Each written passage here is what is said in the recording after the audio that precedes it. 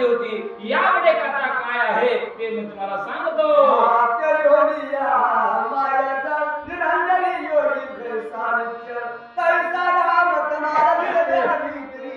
अहो ब्रह्मांडाचा मालक आहे, त्याला माया लागतच नाही मला. जसं माया सोडून आपण एखाद्या महान पर्वतावर जप तप करण्यासाठी जातो, तसा हा माझा प्रभू रामचंद्र महान अशा प्रकारच्या वटवृक्षाच्या झाडाखाली तपाचरणाला बसलेले आहेत.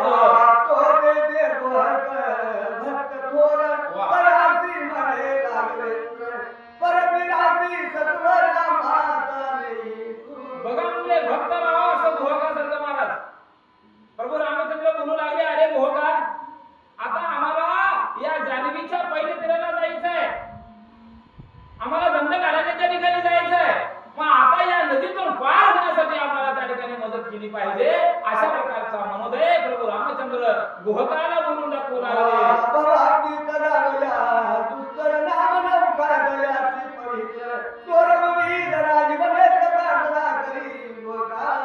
बघा म्हणजे असा ब्रह्मांडाचा मालक आहे, त्याला काय गरज होती का नाव द्यायची? क्षणाच्या आत पलीकडे गेला असता किंवा क्षणाच्या आत मला या ठिकाणी नदी पांगली असती, रस्ता मोकळा झाला असता. परंतु गुहकाचा उद्धार करायचा आहे, गुहकाच्या नावाचा उद्धार करायचा आहे. म्हणून भगवंतानी त्या गुहकाला सांगू लागले, तुझ्या नावेमध्ये हे जे काय असणारे जीवनरूपी जहाज आहे ते पलीकडे मला सोडव अशी विनंती करू लागले.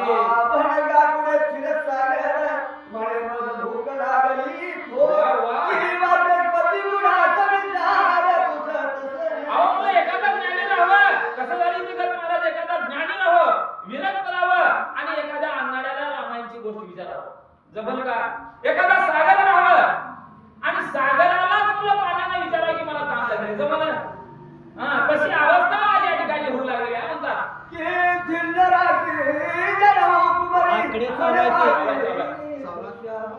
चेहरे दिसत नाही इथं स्क्रीन बंद करते.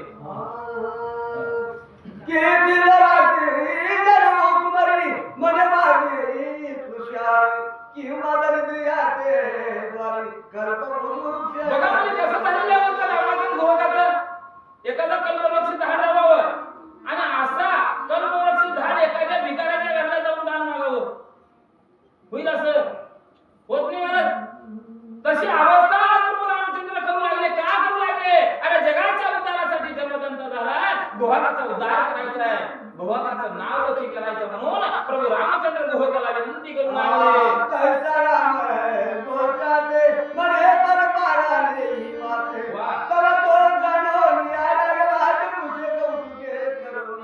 बघा म्हणजे अशा प्रकारे गुहकाला बोलावून घेतल्यानंतर महाराज कौतुक वाटलं, आनंद वाटला आणि प्रभू रामचंद्राला काही बोलू लागले.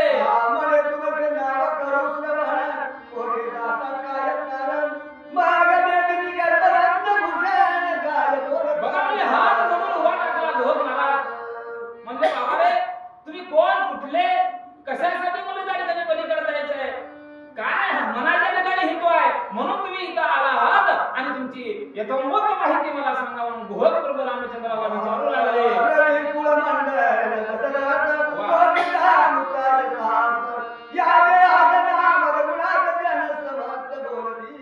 प्रभू रामचंद्राच्या मुखातून शब्द निघू लागले, महाराज गुहका, अरे गुहका, जो सूर्यवंशी उच्च कुलात जन्मलेला राजा दशरथ आणि त्या दशरथ राजाचा महान अशा प्रकारचा श्रेष्ठ आणि वरिष्ठ असणारा माझं नाव रघुनंदन आहे आणि आम्ही या ठिकाणी का निघालो तेही तुला सांगतो म्हणून सांगू लागलेले आहे.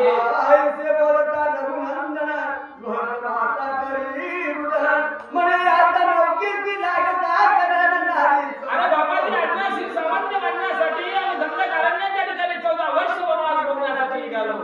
त्यावेळेस गुहकाला अवघड वाटू लागलं, दुःख वाटू लागलं, डोळ्यावर पाणी येऊ लागला. पटकन प्रभू रामचंद्राचे चरण घट्ट गुहकाने धरले.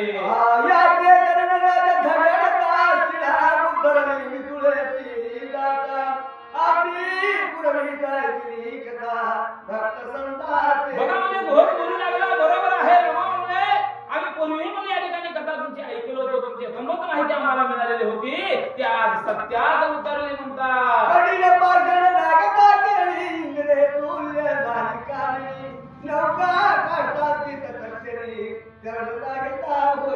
बघा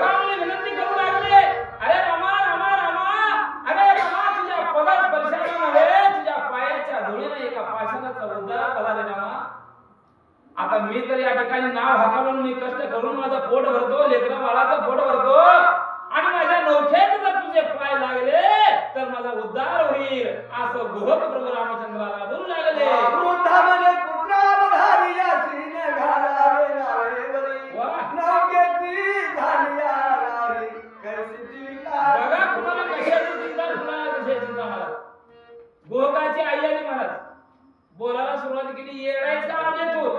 अरे रामाच्या वधस्पर्शानं एखाद्या धोंड्याची बाई निर्माण झाली, बाई झाली, परंतु जर त्या रामाचा स्पर्श तुझ्या नावेला झाला तर स्त्री म्हणून म्हटलं काय करून खातो तुला म्हणले माय महाराज. सगळंच भांडवल संपन्न म्हणले. अरे नाव जर स्त्री झाली तर मग पुन्हा कोणाला सांभाळणार आहेस? नावेच्या जीवावर तू मोलमजुरी करून पहिले फिरायला नेतोस, तेच पैसे कमवतोस आणि त्याच्यातून प्रपंच भागवतोस. मग आता रामाचा पाय जर लागला बाई जर झाली तर कसं कमी चिरवाचा? ये गवनिता पोषिता संकट होय तत्वता नावेवरी रघुनाथा पुत्र सर्वता वैष्णव. अरे बाबा म्हणला आता एक बायको सांभाळायला तुझं नाके 9 येऊन गेले म्हणजे कळना तुला वाट खालची वरची. आणि आता तर ही आणि जर बाई जर झाली तर 2-2 बायका सांभाळणं जड होते बाबा. आणि तू प्रभू रामचंद्राला नावेमध्ये बसू नको म्हणून सांगू लागली. सर्वोत्तमा आगान तुझे चरणाचा महिमा तरी ते चरण श्रीराम विप्रक्षाळीन स्वाहार्थ. काय होणार आहे? काय भक्त म्हणावं असं महाराज? अहो भगवान आईला उत्तर दिलं. अरे ज्या जगदंबाने या ठिकाणी अवतार घेतला तो ब्रह्मांडाचा मालक आहे आणि अशा मालकाच्या पदस्पर्शाने अनेकाचा उद्धार होऊ लागलेला आहे आणि माझाही जर उद्धार झाला तर मला आनंदच आहे. म्हणून मी रामाला माझ्या नावेमध्ये बसवून पहिले तिला नेतो असं घोक आपल्या मातेला बोलू लागला. पाषाणाची झाली नारी हे तो चरणराजाची थोरी वाह. तरी ते पद प्रक्षाळीन धारी लग्नावेवरी वैष्णवी. हा बघा म्हणले त्या पाषाणाची स्त्री उद्धार झाला म्हणलं त्या ठिकाणी.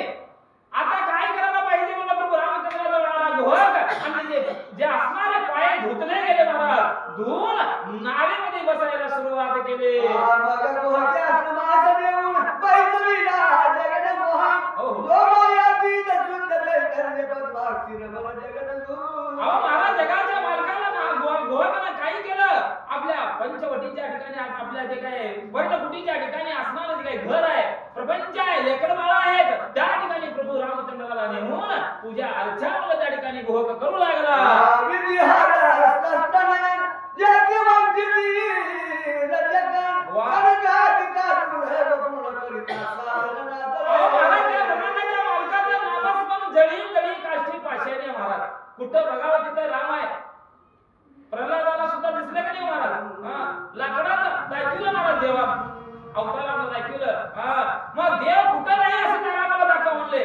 अरे सगळीकडे देव आहे असा देव माझ्या घरी जर आला तर मला कुठल्याही प्रकारची कमतरता पडणार नाही. गुहक विचार करू लागला.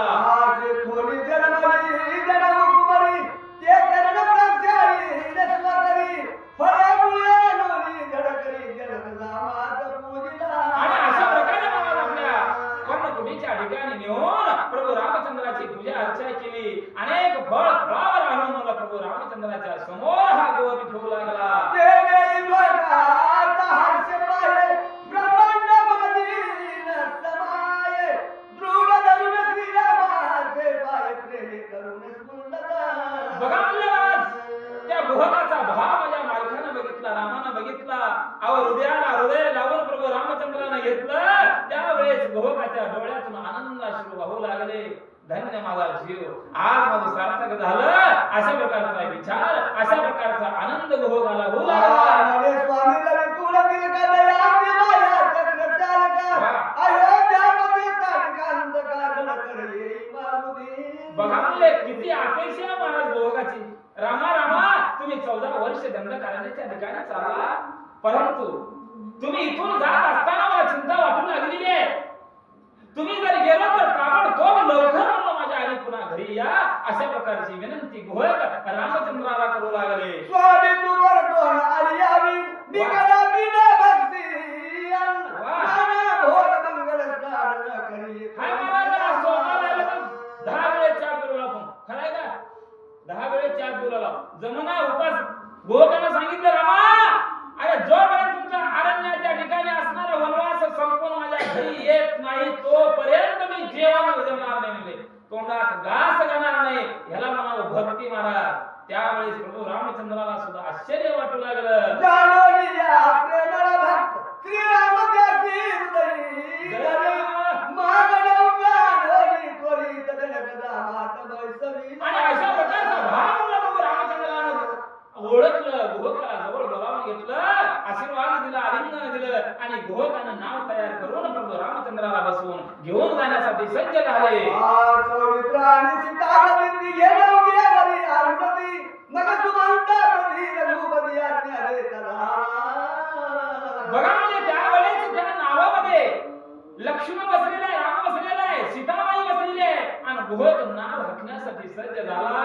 त्यावेळेस महाराज प्रभू रामचंद्रानं पाठीमागे बघून वळून बघितलं. सुमंताला बोलू लागले, सुमंता, अरे सुमंता, आता माझा निरोप घे रे सुमंता, तू आता आल्या रस्त्याने परत जा. अशा प्रकारची आज्ञा प्रभू रामचंद्र सुमंत प्रधानाला देऊ लागले. सुमंता तुझा वेगे सकळ मृगांतरायासी सारे माझा नमस्कार साष्टांगे वसिष्ठ बघा म्हणजे आता सुमंता परत जा. राजा दशरथाची मला काळजी घे, झालेला वृत्तांत पूर्ण सांग आणि माझा जो गुरु वशिष्ठ आहे त्या गुरु वशिष्ठाला माझा साष्टांग दंडवत सांग सुमंता. चतुर्दश वर्षे वंदा पूर्णमी सत्वर येतो सकल लोकांचे समाधान करी सुमंता रामोनी. अरे सुमंता, आता वेळ झाला ना, जा म्हणजे अयोध्येला आणि मी 14 वर्षाचा वनवास बघून अयोध्येला येईन आणि सर्व लोकांना आनंद देईन. तोपर्यंत सर्व जनतेची काळजी तू घे म्हणून प्रभू रामचंद्र सुमंताला सांगू लागले. तू माझ्या मोनी या परी ग्रामाची आली या बरोबर गोरे करून दशरथ वडील एकाला तयासी. बघा किती काळजी आहे रामाला महाराज. तू ताबडतोब जा, कारण विघटित म्हणलं त्या ठिकाणी काहीतरी अयोध्येच्या ठिकाणी घडत. भरत आता मातुळ घरी गेलेला आहे, मावळ्याच्या घरी गेलेला आहे, आजोळाला गेलेला आहे आणि भरत आता अयोध्येला येईल आणि त्यावेळेस बापाला मारल. का मारल? माझा भाऊ आज वनाच्या ठिकाणी का पाठवलं, रागाला येईल आणि बापाला मारल, असा अनर्थ घडू नये म्हणून तू ताबडतोब जा म्हणू लागले. या कारणे तुला सुमंता वेग परतोनी झाले आता सुमंत उतरून रथा घालता चरणी माता. अशा प्रकारची आज्ञा प्रभू रामचंद्र दिल्यानंतर महाराज रथाच्या खाली सुमंत प्रधान उतरले आणि हात जोडून प्रभू रामचंद्राला काय बोलू लागले. नैनोदके करुणा प्रक्षाले श्रीरामचंद्र सुमंत मने मागे नायो देशना जावले. बघा म्हणजे महाराज रथाच्या खाली उतरून सुमंतानं प्रभू रामचंद्राचे दोन्ही पाय धरले. महाराज बोलायला सुरुवात केली, रामा रामा, अरे रामा, मी रित्या हातानं अयोध्येला मी जाणार नाही. वेळ आली तर या ठिकाणी देह अर्पण करीन, पण मी अयोध्येला जाणार नाही रे रामा म्हणून सुमंत बोलू लागले. आम्ही समागमे येईन आठवारे ते प्राण देईन. परिदीन काय परतोर दुःख द्यावया. एक तर म्हणजे त्या ठिकाणी मी तुझ्या संगमाच्या ठिकाणी नाही तरी तर मी जीव देईन म्हणले, परंतु अयोध्येला परत जाणार नाही. देखती जमाल तरीता दशरथांनी कौसल्या माता त्यांची करावया हत्या माधेरी तेथे जावया. हा बरं म्हणले, तू इथं हात धरू नकोस म्हणले, आता तू माझी आज्ञा म्हणून अयोध्येला गेलं पाहिजे. राजा दशरथाची विचारपूस कर, कौशल्या, सुमित्रा, कैकेयीचं मला त्या ठिकाणी संरक्षण कर आणि त्यांना कुठल्या प्रकारची मला कमतरता पडू देऊ नको. माझी एक आज्ञा म्हणून तो अयोध्येला जा म्हणून राम बोलू लागले. आवनी सांगू नको रघुनायका प्रवेश अयोध्ये देखा माझ्या मनाती काळ मुखा तू येते आला. बघा म्हणले त्या ठिकाणी गोहक सुमंत प्रधान बोलू लागला. रामा म्हणले, अरे वनाच्या ठिकाणी तुला सोडावं आणि मी रित्या हाताने अयोध्येला जावं. अयोध्येतील लोक काय बोलतील, अरे मला तुझं काळं तोंड मला घेऊन या अयोध्येला का आलास, अरे रामाला वनाच्या ठिकाणी पाठवून तू रित्या हाताने का आलास म्हणून मला दोषेला देतील, मी जात नाही म्हणू लागला. मागे मनाते दरले रुदरी मने मागे चिंतान करी काही तू अयोध्येची शीघ्र जाया त्या मारी पाळी. बघा म्हणजे शेवटी प्रभू रामचंद्राला पुन्हा बोलायला सुरुवात केली, माझी चिंता तू अजिबात करू नको, कारण अयोध्या जेवढी महत्वाची आहे तेवढं मी महत्वाचं